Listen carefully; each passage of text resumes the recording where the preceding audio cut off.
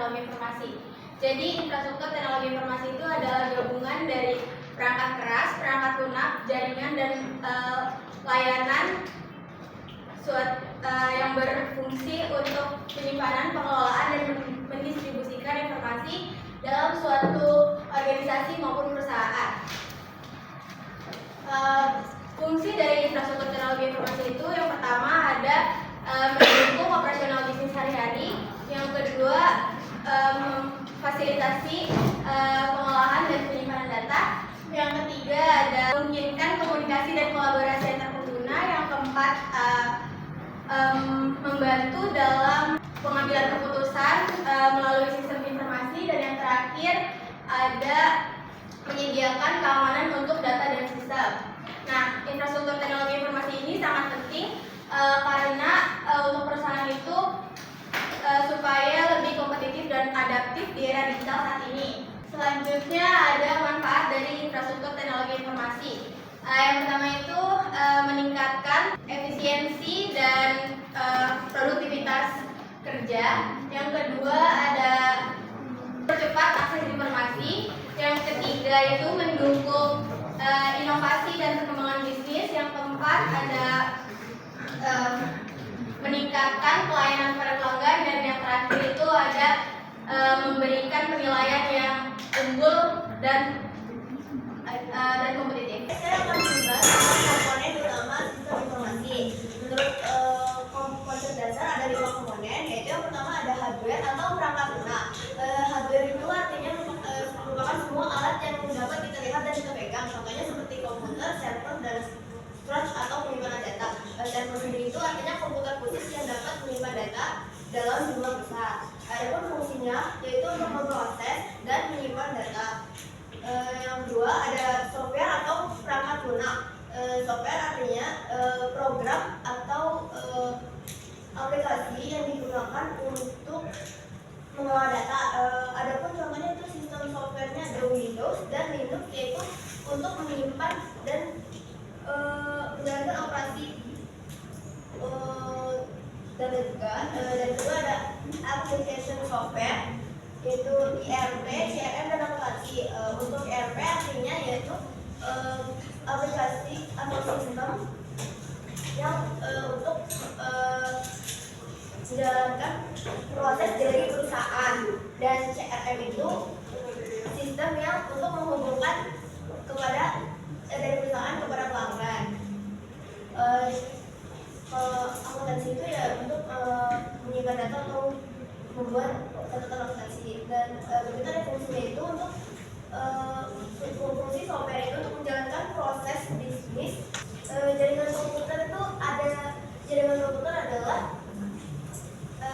jaringan yang digunakan untuk berkomunikasi dan saling bertukar data melalui internet.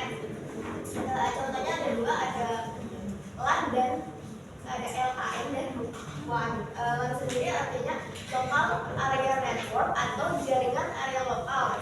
Contohnya seperti untuk area kantor ataupun di area sekolah. Dan WAN itu kepanjangan dari wide area network, yaitu jaringan area luas, contohnya seperti internet. Dan fungsi dari jaringan komputer itu untuk melakukan komunikasi dan pertukaran data dari satu komputer ke komputer lain secara cepat dan efisien. Dan yang keempat ada cloud computing. Cloud computing itu merupakan tempat penyimpanan data dan pengelolaan data via internet. Modelnya ada 3, yang pertama SaaS, yaitu software siap pakai atau yang bisa langsung digunakan secara online. Dan yang kedua ada PaaS, platform pengembangan, yaitu untuk aplikasi pengembangan. Dan yang ketiga ada IaaS, yaitu infrastruktur virtual, yaitu untuk penyedia layanan infrastruktur seperti server. Dan yang dan keunggulan dari cloud computing itu yaitu fleksibel, dapat diakses di mana saja, scalable, dan hemat biaya. Dan yang terakhir ada database, yaitu tempat untuk penyimpanan data dan mengelolanya. Contohnya ada MySQL dan Oracle, yaitu sistem operasi pengelolaan data. Fungsinya itu untuk mendukung analisis dan pengambilan pengambilan keputusan dalam perusahaan. Oke, selanjutnya sore hari jawab. Mengenai keamanan TI atau IT security, yang dimana keamanan TI itu sangat penting untuk melindungi. Keamanan TI itu merupakan upaya yang dilakukan untuk melindungi data, sistem dan juga jaringan dari adanya ancaman cyber, contohnya seperti pencurian data, terus malware. Dan di sini ada beberapa teknologi utama yang dapat digunakan untuk keamanan TI. Yang pertama itu ada enkripsi data. Jadi enkripsi itu merupakan proses di mana mengubah data menjadi kode rahasia.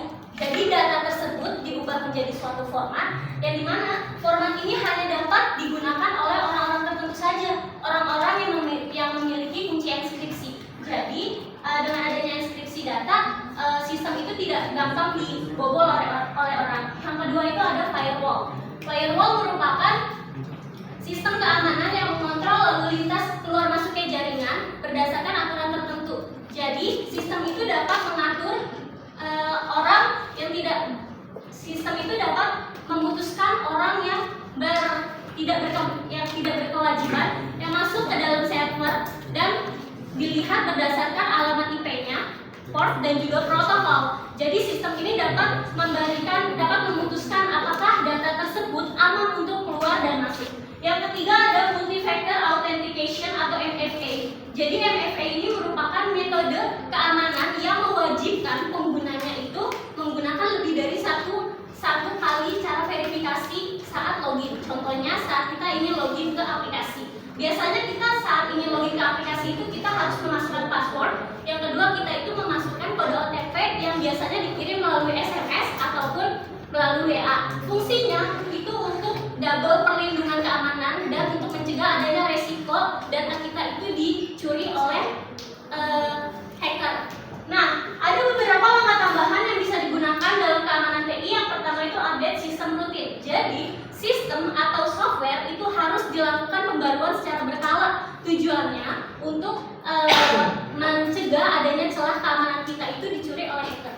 Yang kedua ada edukasi pengguna. Ini yang sangat penting. Jadi para pengguna itu harus diberikan pemahaman mengenai keamanan TI. Yang dimana salah satu contohnya itu yang kayak sering kita tahu, jangan memencet link sembarangan.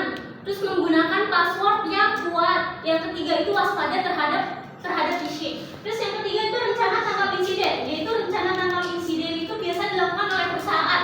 Jadi perusahaan itu harus membuat rencana apabila amit-amitnya perusahaan tersebut itu terkena ancaman cyber. Jadi perusahaan itu dapat meminimalkan adanya kerugian. Terus perusahaan itu dapat memulihkan sistem secara efektif. Selanjutnya ada peran infrastruktur TI dalam bisnis. Yang pertama mendukung operasi harian. Jadi dalam kehidupan sehari-hari dalam dunia bisnis itu sangat berkaitan erat dengan teknologi. Contohnya secara umum aja dalam adanya sistem kasir dalam toko dan juga adanya perusahaan yang menggunakan email untuk menyampaikan informasi secara langsung kepada karyawan. Yang kedua itu memungkinkan analisis data real time atau langsung. Jadi perusahaan itu dapat mengetahui data secara langsung tanpa harus menunggu lama, sehingga perusahaan itu dapat membuat keputusan secara cepat dan juga tepat, dan perusahaan itu dapat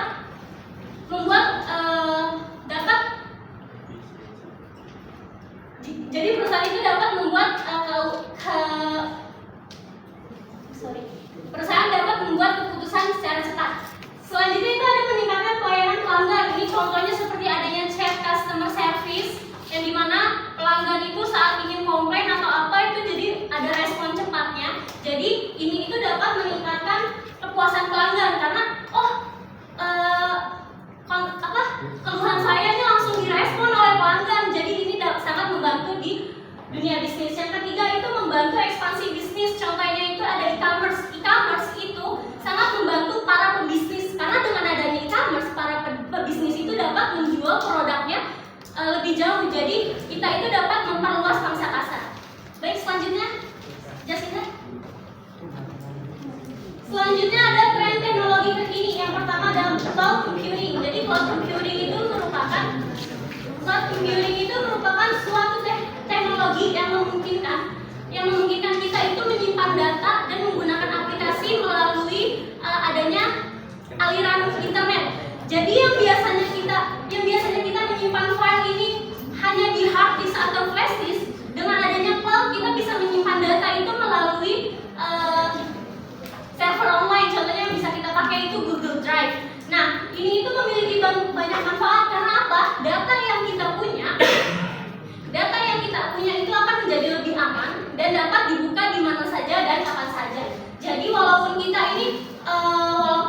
tidak memegang perangkat pribadi kita, tapi kita tetap bisa nih membuka file kita asalkan kita itu tersambung oleh internet dan kita itu apal sama email yang kita punya. Yang selanjutnya itu ada artificial intelligence atau AI yang biasa kita pakai.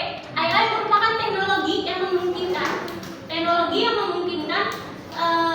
komputer atau sistem untuk mengikuti cara berpikir manusia. Jadi sistem itu akan mempelajari berdasarkan data dan sistem itu akan membentuk pola dan membuat keputusan secara sederhana. Contohnya kayak kita pakai ChatGPT. Kita bertanya di ChatGPT, maka ChatGPT itu akan memberikan respon yang cepat. Jadi dengan adanya AI ini memberikan banyak manfaat. Yang itu yang pertama dapat membantu perusahaan untuk mengetahui misalnya kayak e-commerce. Kita mencari sesuatu barang dan setelahnya laman depannya itu akan muncul barang yang kita cari kan. Nah, dengan adanya AI ini, jadi perusahaan itu dapat mengetahui minat dari konsumen dengan baik. Selanjutnya itu ada Internet of Things atau IoT.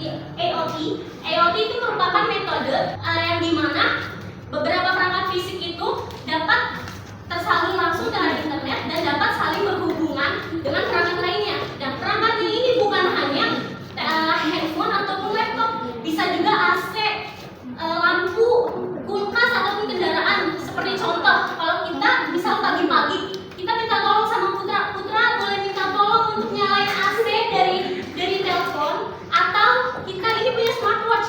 Jadi smartwatch ini dapat mengetahui kondisi kesehatan pemiliknya dan hal itu akan langsung tersalur ke handphone. Nah, ini IoT ini membuat perangkat tersebut menjadi pintar karena perangkat tersebut dapat diatur oleh kita. Selanjutnya akan dijelaskan oleh Stefani. Oke, jadi saya akan membahas tentang implementasi teknologi pendukung sistem informasi dalam dunia nyata dengan contoh dari Gojek yang kita tahu sebagai salah satu platform digital terbesar di Indonesia. Yang pertama, Gojek menggunakan cloud computing berbasis Google Cloud Platform. Artinya, mereka tidak bergantung pada server fisik biasa, tetapi menggunakan sistem cloud. Keunggulannya adalah adanya auto scaling, yaitu kapasitas sistem bisa menyesuaikan secara otomatis saat jumlah penggunanya sedang meningkat. Oleh karena itu, aplikasi Gojek tetap stabil meskipun lagi ramai, seperti pada yang sibuk. Yang kedua, Gojek juga memanfaatkan big data analisis untuk mengolah data dengan jumlah besar seperti data GPS, transaksi, dan perilaku penggunanya. Dari data tersebut, Gojek bisa mengambil keputusan secara real time. Contohnya, dynamic pricing di mana harga bisa berubah secara otomatis tergantung kondisi permintaan dan ketersediaan driver. Hanya itu, Gojek juga menggunakan artificial intelligence atau dan machine learning untuk meningkatkan otomatisasi dan personalisasi layanan. Contohnya adalah sistem pencocokan driver dengan pelanggan dilakukan secara otomatis sehingga lebih cepat dan efisien. Selain itu, fitur rekomendasi di GoFood juga disesuaikan dengan preferensi masing-masing pengguna. Terus berikutnya itu ada Internet of Things atau IoT. Dalam konteks Gojek, contohnya itu adalah GPS pada driver langsung terhubung ke dalam sistem. Hal ini memungkinkan pengguna untuk melacak driver secara real time. Teknologi ini menghubungkan aktivitas di dunia fisik dengan sistem digital. Ini kan sekarang udah main digital. Kemudian kalau ini tidak dilakukan oleh perusahaan di dalam persaingan global saat ini, apa sih yang menjadi tantangan bagi perusahaan? Efisien Pak, nggak salah betul. Kenapa dikatakan efisien? Berarti ada lebih gampang, lebih cepat waktunya, apanya lebih cepat. Kalau jelas. Jadi saya jelasin Pak, saya kerja kepala bidang. Jadi saya sekolahnya ini segala IA ini segala. Itu tuh gampang untuk ke pusatnya atau supaya itu laporan, artinya pelaporan real time ya. Hari ini input, hari ini di sana sudah tahu value-nya apa, kecepatan informasi, kecepatan laporan. Terus apa lagi? Kan efisiensi dari situ, laporannya cepat Pak. Terus apa lagi? Banyak sebenarnya. Kalau dikatakan efisien, ada yang hilang di situ. Apa? Kalau di restoran lebih gampang kelihatan laba rugi hari ini. Kan secara pelaporan. Ya. Ada lagi yang membuat efisiensi itu berarti ada biaya yang berkurang, kan itu loh. Iya. Kan efisiensi kaitannya dengan apa? Dengan biaya. Iya. Tadi bisa dengan laporan real time Pak, cepat. Tapi ada yang lebih penting lagi dari efisiensi itu. Ada yang berkurang di situ. Pengurangan biaya. Sudah melakukan dengan ini, tetapi masih juga terjadi ketidakefisienan. Misalnya, laporan keuangan tidak real time, tidak sesuai yang kamu harapkan. Apa yang terjadi di situ sehingga laporan itu tidak real time? Berarti apa yang tidak berjalan di situ? Mungkin nggak terjadi? Mungkin. Sangat mungkin. Sepanjang yang menjalankan itu adalah manusia, sepanjang ini yang menjalankan, ya kan? Pasti akan belum tentu menjamin itu efisiensi atau tidak. Sekian presentasi kelompok kami, kurang lebihnya mohon maaf. Wassalamualaikum